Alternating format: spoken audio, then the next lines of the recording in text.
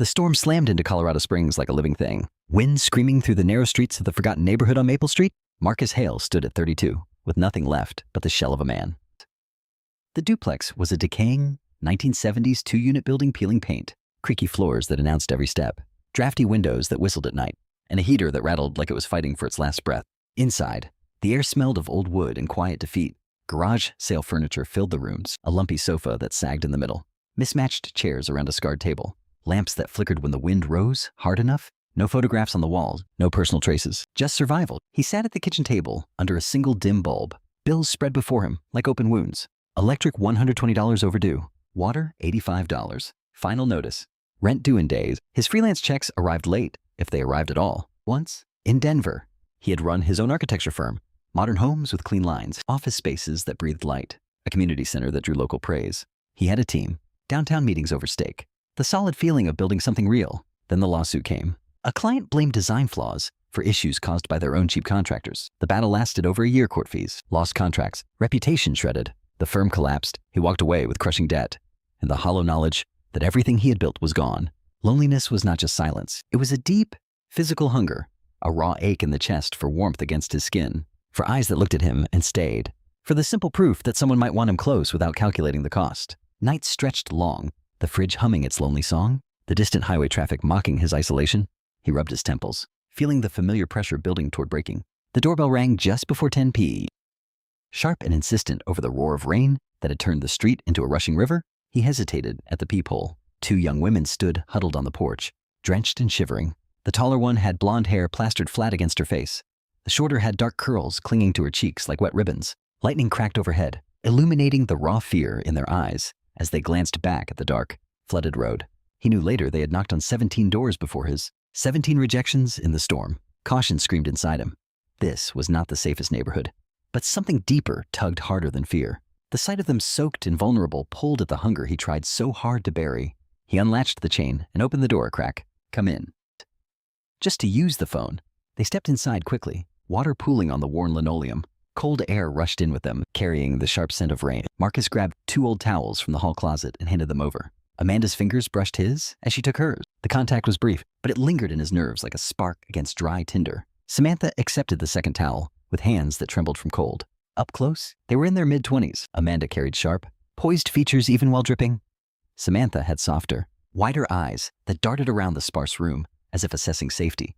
The landline is dead, he said after trying it, the receiver offering only crackling static that mirrored the thunder outside. Cell signal is gone too. He turned on the old gas stove, the burner ticking loudly in the quiet kitchen. I'll heat water. Hot chocolate. They nodded, voices shaky with exhaustion and gratitude. The small kitchen felt suddenly smaller, warmer, yet electrically charged with their presence. When he handed Amanda her steaming mug, their eyes met across the steam. Hers dropped first to the liquid, then lifted again, heavier this time. Carrying something unspoken, Marcus felt his own breathing change shallower. More aware of the space between their bodies, Samantha perched on the edge of one mismatched chair, her knee positioned close enough to his that moving away would have been a deliberate statement. Neither of them shifted. The silence grew thick, the storm raging outside, while inside, the air pressed with restrained tension. It's not safe to go back out there tonight, Marcus said, his voice low. The roads are flooding. You can take the pull-out sofa in the living room. It's dry, nothing fancy. Amanda's gaze held his a moment longer than necessary. Are you sure? We don't want to impose. He wasn't sure. Every defense he had built since the bankruptcy walls of solitude, caution, emotional distance, felt tested by their nearness. But the thought of sending them back into the rain felt crueler than the risk of letting two strangers close. He prepared the sofa bed, unfolding it with sheets and blankets faded from too many washes. As they helped, their shoulders came close while smoothing fabric. The faint scent of wet hair and rain mixed with the warmth of their body. Conversations started haltingly. He found himself sharing pieces he rarely voiced. The firm's collapse, the lawsuit that took everything, the move to this cheap rental and freelance survival. They listened with quiet empathy, no pity, only understanding. Amanda spoke softly of their road trip after college marketing at UCLA for her, art history at Stanford for Samantha. Cut short by the sudden storm. The heater groaned in the background. Lightning flashed across their faces in brief, stark bursts. Marcus sat in the armchair across from the sofa, positioned close enough that when Samantha leaned forward slightly, her hand rested inches from his on the shared arm space. The air thickened further. Breathing fell into an unconscious rhythm. Desire flickered low in his chest, an urgent, unwelcome hunger for touch, for recognition, for the warmth of being wanted. He pushed it down hard, jaw tight, telling himself this was only shelter. Sleep came uneasy that night in his small bedroom. Through the thin walls, he could hear their soft breathing. The occasional shift of blankets. The duplex no longer felt completely empty, and that awareness itself carved a new ache into the old loneliness. Morning arrived with pale, washed clean light. Puddles outside shimmered like scattered mirrors under a blue sky. Marcus made a simple breakfast: scrambled eggs, toast from the discount loaf, coffee in chipped mug. They ate together at the small table, knees brushing beneath it in the cramped space. Amanda's hair was tied back in a loose ponytail, still slightly damp at the ends. Samantha's fingers wrapped around her mug with quiet care. The ordinary domesticity hurt with its intimacy. Warmth he had been starving for. Closeness that felt both comforting and dangerous. After the meal, he offered to drive them the short mile to their stalled black BMW on the shoulder of the quiet road. He popped the hood, diagnosed the snapped alternator belt, and called the local tow truck while they waited in the crisp air. Amanda reached into her pocket and handed him a small embossed card. Their fingers touched again. This time, the contact lingered in the moment. Her eyes met his, dropped briefly, then returned with heavier meaning. The space between their bodies felt deliberately maintained. If you ever need anything, call she said softly. He watched the tow truck pull away with their car in tow, then drove back to the duplex. The indent their bodies had left on the sofa bed remained visible for hours. The faint trace of rain-scented warmth lingered in the air like a taunt to his returning solitude. For 2 weeks, the old routine clawed its way back. Long hours hunched over drafting software on his old laptop, dodging creditor calls, sketching small projects that paid just enough. The card stayed tucked in his wallet, untouched. Yet at night, the hunger felt sharper, awakened and restless. Then the doorbell rang again on a crisp fall morning. Marcus opened it to find Amanda and Samantha, now dry, polished, composed, and their father, Victor Sterling. The man was in his late 50s, silver hair neatly styled, wearing a tailored gray suit that spoke of quiet authority. He carried a leather briefcase and an aura that made the small living room feel even smaller. Victor extended a firm hand. Marcus, I've heard a great deal about you. My daughters told me what happened that night. 17 doors. You were the only one who opened. Marcus stood rigid, old defenses rising. It was nothing special. Amanda stepped slightly closer, her shoulder brushing the edge of his arm as she spoke. It was to us. Her voice was low, her eyes finding his with that familiar heavy return dropping, then holding longer. The air between them thickened instantly. Samantha positioned herself nearby, her presence warm at his other side.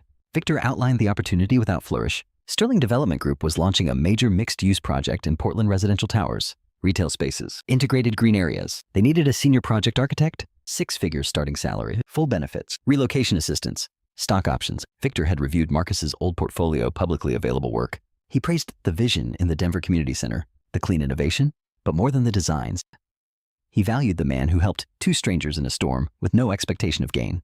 Marcus felt the offer press against every scar. The hunger surged recognition, purpose, the dangerous comfort of being seen and wanted for who he was, not what he had lost. Amanda's gaze lingered in the small space. Neither of them stepped back. Breathing changed subtly. The restraint a slow burn beneath calm surfaces. Victor left a thick folder of project specifications, timelines, and printouts of Marcus's past designs. Take the weekend. Call me Monday. This isn't charity. It's good business built on good character. As they prepared to leave, late afternoon light slanted golden across the porch. Amanda turned back at the threshold. They stood closer than necessary for goodbye. Sunset warmed her hair and cast long shadows. Silence stretched between them, heavy and thick. Her breath brushed warm against the cooling air. Hands remained at their sides, but the deliberate space pulsed with tension. Eyes locked, dropped to lips for a fraction too long, then returned. Words formed on her lips. Marcus, that night, I keep thinking about how you then died unfinished. The ache was not in the coming separation, but in how near they stood to crossing an invisible line, how easily the closeness could tilt into something more, and how both chose restraint. Samantha waited quietly by the car. Watching, Marcus swallowed the urge that rose in his chest, the raw hunger for connection making the distance painful. Drive safe, he said, voice rough with everything unsaid. She nodded once. Their gazes held one final, lingering beat before she turned away. The door closed. Marcus leaned against it, heart pounding. The folder lay on the table like a map to a different life. The duplex felt charged, the old loneliness no longer abstract, but alive with the memory of their warmth. Staying emotionally distant had become harder than risking the pain of attachment.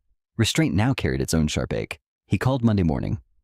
I'm in. The transition happened with surprising efficiency. Sterling Development handled the logistics, packing his few belongings, shipping his drafting table, securing a modern apartment in Portland's Pearl District with open layout, clean lines, and views of the Willamette River. It was a universe away from the creaky duplex on Maple Street. His first weeks at the firm were a whirlwind of meetings, introductions, and immersion into the ambitious project. He was given a corner office with floor-to-ceiling window. Victor treated him as a peer from the start. Marcus poured himself into the work, his sketches gaining depth from the hard lessons of past failure. Debts began to disappear from his accounts. Nights grew quieter in a different way, but the hunger remained, now focused and awakened by the two women who had first tested his walls. One rainy evening, several weeks later, a knock sounded at his apartment door. Amanda stood outside, soaked from a sudden downpour that echoed their original stormy night. Water streamed from her hair and clothes. He let her in, without hesitation. The old caution long softened. "You're drenched again," he said, voice low. She offered a small, tired smile. "I was nearby. Thought I'd see how the new life is treating you." He handed her a clean towel. "Bathroom is down the hall. I'll find something dry for you to change into." She disappeared into the bathroom, leaving the door slightly ajar. A thin, fragile barrier that did nothing to dull the heightened awareness. Marcus waited in the living room, every sense attuned.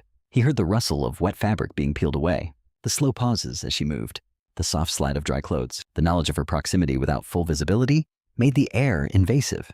Bodily charged, he pictured the line of her shoulder, the curve where neck met collarbone, then forced them into height, the images down. Jaw clenched. When she emerged wearing one of his oversized shirts, the fabric hanging soft and loose on her frame, hair damp and loose around her face, the tension thickened further. She sat on the couch beside him, their thighs brushing in the shared space. Neither adjusted away. Shared body heat radiated between them. Conversation drifted from project details to deeper waters. His lingering doubts about whether he truly deserved the second chance. The fear that the old wounds would reopen. Unexpectedly, tears rose hot and silent in his eyes. She stayed seated close, her arm resting lightly against his, knuckles grazing the fabric of his sleeve in a restrained gesture that offered comfort but stopped short. Their limbs were nearly touching. Breathing fell into shallow sync. The moment stretched unbearably. The nearness felt psychological and physical. The emotional exposure raw, warmth from her body pressed against the edges of his restraint.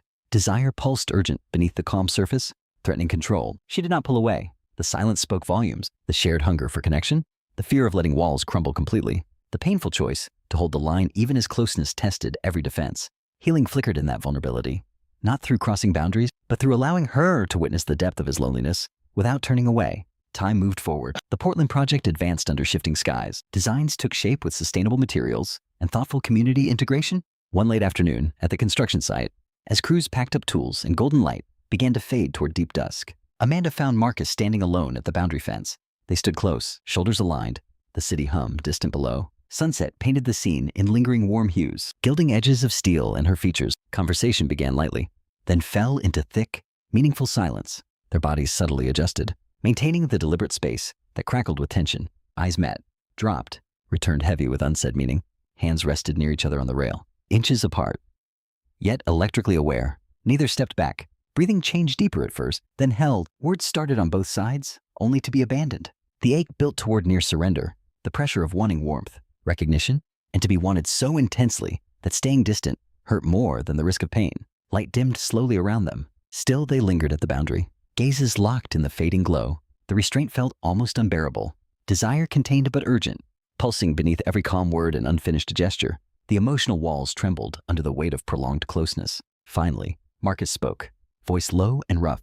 "We should head back before it's completely dark." Amanda nodded once. Her eyes said everything the words had not. They walked side by side into the twilight, shoulders occasionally brushing in the soft light, the line between them uncrossed, yet forever altered by how close they had come to crossing it. Months unfolded. Marcus thrived in his role. His contributions earned quiet respect within the firm. Victor became a steady mentor. Amanda and Samantha remained constants in subtler ways. Occasional shared site walk, thoughtful conversations over coffee, moments that continued to test boundaries without breaking them. The old duplex on Maple Street receded into memory, but its lesson endured. One stormy night, one act of opening a door against caution and loneliness, had rippled outward in ways he could never have predicted. Loneliness did not vanish completely. It transformed, softened, shared in the restrained glances, the prolonged silences, the deliberate nearness that made every moment of restraint feel like its own form of intimate connection. Desire remained contained, urgent beneath calm surfaces, turning each near surrender into proof that he was no longer invisible. The buildings rose steadily in Portland, solid and visionary, and in the careful, aching space between Marcus and Amanda, between past wounds and future possibility, something deeper and steadier took root. Healing arrived not in grand release, but in the quiet, invasive courage of staying close when every instinct once warned to pull away. One small choice in the storm had planted seeds for a life rebuilt, one deliberate, emotionally exposed step at a time.